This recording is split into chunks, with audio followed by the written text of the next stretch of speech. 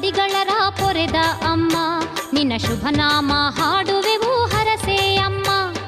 ಓಂ ಶಕ್ತಿ ಬಂಗಾರು ಕಾಮಾಕ್ಷಮ್ಮ, ಮೇಲ್ಮರವತ್ತೂರಮ್ಮ ಜಗದ ಅಮ್ಮ.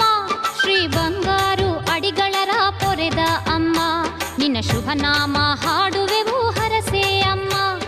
ಜ್ಞಾನೇಶ್ವರಿ ಜೀವೇಶ್ವರಿ ರಾಜೇಶ್ವರಿ ಕಾಮೇಶ್ವರಿ ವಾಗೀಶ್ವರಿ